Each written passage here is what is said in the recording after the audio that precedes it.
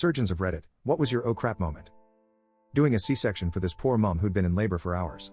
Baby wouldn't come out of the hole we'd made, so more pressure was applied to the fundus, top of the uterus, and suddenly whoosh, baby zooms out like a torpedo, covered in lubricating vernix, zips over the surgical sheeting which has the texture of a slip-end slide and almost rockets straight off the table.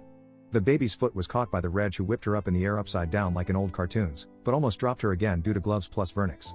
Thankfully the midwife was ready with the towel and caught the baby to wrap her up. Mum and dad seemed to think this was normal practice and didn't notice, but me and my colleague just stared at each other with a look of absolute horror. It still makes me shudder to think how close the baby was to hitting the floor head first. Never happened before or since. Next story. I was doing a corneal transplant when I had the oh crap moment.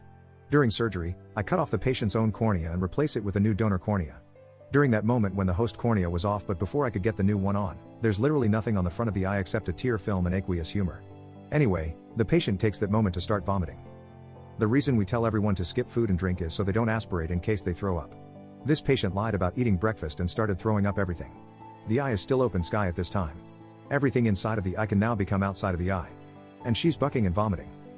Those not in the know will say this is not good. Those really in the know will say oh crap.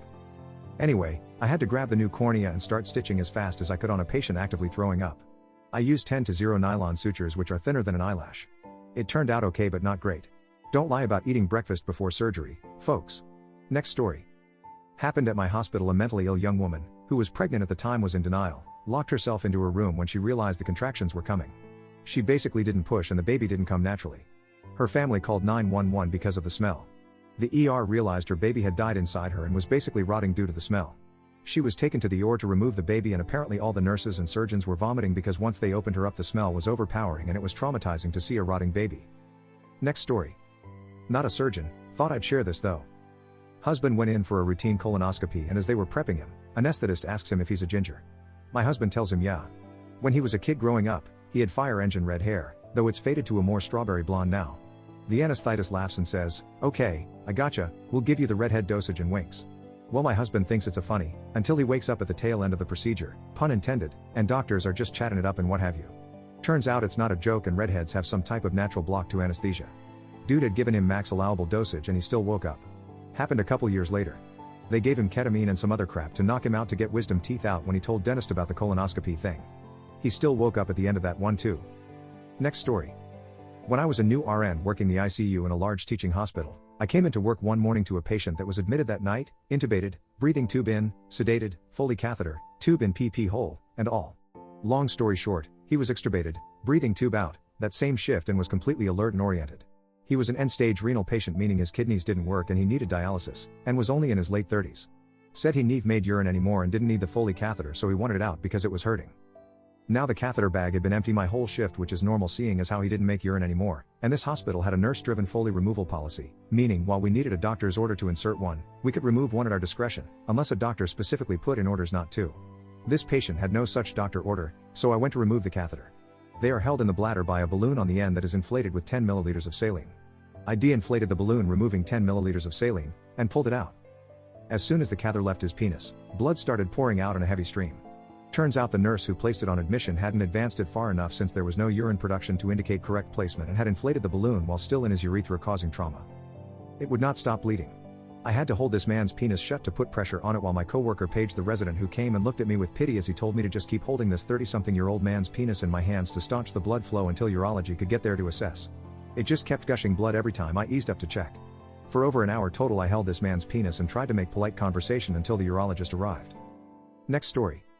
I'm not a surgeon, but when I was in med school there was an oh crap moment for everyone, including the surgeons, anesthetists, nurses and students. They were prepping a patient for surgery and put him under and the nurse said okay, he's out, before they were about to start slicing him open.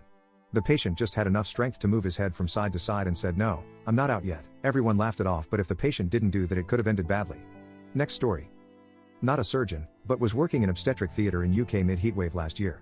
This is important as maternity wards are kept quite warm as newborn babies aren't good at regulating their temperatures. Combine this with the heat wave and the fact that in Britain we're not exactly used to high temperatures and we have the perfect storm. Mid-emergency Kazarian, the scrub nurse assisting the op, starts feeling faint. This is unusual as this scrub nurse worked in these theaters full-time, so this was her bread and butter, so I can only conclude it was the heat.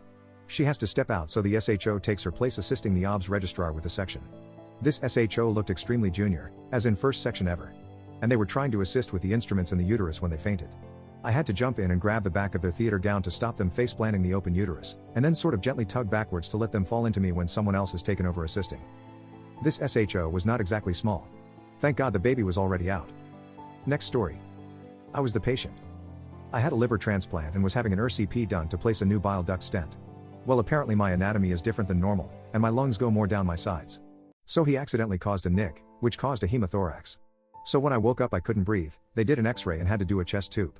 Eventually I was so exhausted I asked to be vented, so he vented me. Apparently he cried, he felt so bad about it all. But it wasn't him being malicious or negligent, it was simply an accident. Next story. 5th year resident here. There are lots of bad oh crap moments throughout training, such necrotizing soft tissue infections or takebacks for bad complications or deaths during cases. However, I'd like to share a recent positive oh crap moment. 15 centimeters kidney tumor with thrombus into the vena cava. Big incision, great exposure of the vasculature and the tumor. My attending and I are dancing around the aorta and vena cava. We are able to feel the tumor thrombus in the IVC. I was expecting that we'd need to cut and clamp the vena cava to get all the cancer out. But my attending literally squeezes the tumor out of the vena cava back into the renal vein, and then has me tie the renal vein off so the tumor doesn't slip back into the vena cava. Patient went home in like 4 days, margins were negative, and is still doing great. First time I felt like oh crap.